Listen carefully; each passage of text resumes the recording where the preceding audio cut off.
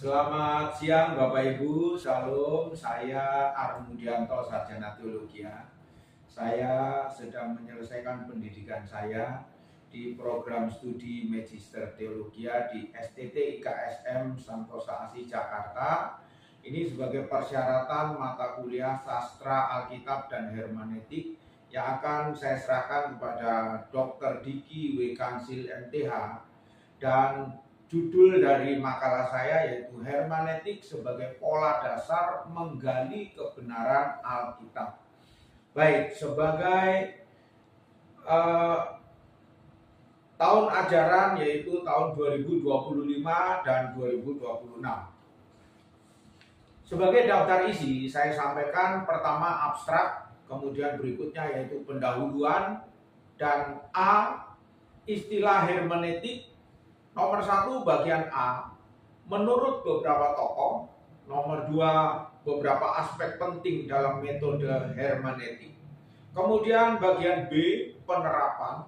Nomor 1 bagian B, hermeneutik sebagai pola dasar menggali kebenaran Alkitab. Nomor 2, hermeneutik sebagai metodologi penafsiran sejarah. Nomor 3, hermeneutik sebagai memahami teks-teks Alkitab. Kemudian bagian C, gramatikal history sebagai upaya untuk menemukan makna tersembunyi. Bagian pertama dari C yaitu berdasarkan tata bahasa atau linguistik. Nomor 2, berdasarkan konteks. Nomor 3, berdasarkan genre. Nomor 4, berdasarkan historis. Dan ada kesimpulan dan daftar pustaka di bagian akhir. Sebagai abstrak, saya membaca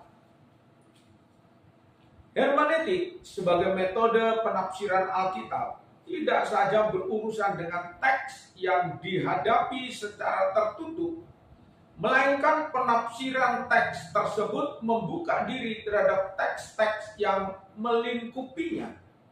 Penafsiran menjadi kegiatan rekonstruksi dan reproduksi makna teks, berusaha melahirkan kembali makna sesuai dengan situasi dan kondisi saat teks tersebut dibaca atau dipahami. Sebuah metode penafsiran hermeneutik memperhatikan 3 hal sebagai komponen pokok dan upaya penafsiran, yaitu teks, konteks, kemudian melakukan upaya kontekstualisasi. Pendekatan histori gramatikal yang berusaha memahami teks-teks Alkitabiah sebagaimana yang dimaksudkan oleh penulis asli.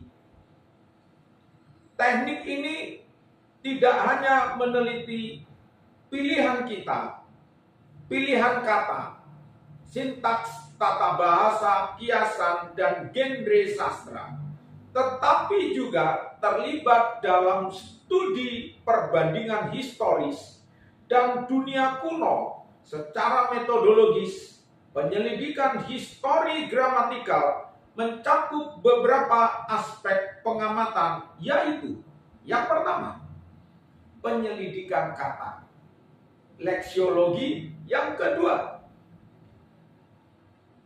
penyelidikan tata bahasa dan relasi sintaksis.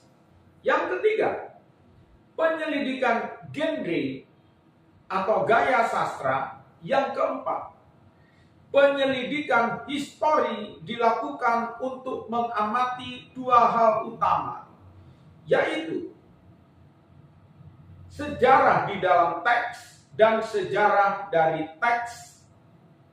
Pendekatan gramatikal historis yang tepat terhadap tulisan suci akan membawa kita dengan makna yang dimaksudkan penulis dan membawa kita ke dalam hubungan asimptotik dengan pemikiran para penulis Alkitab.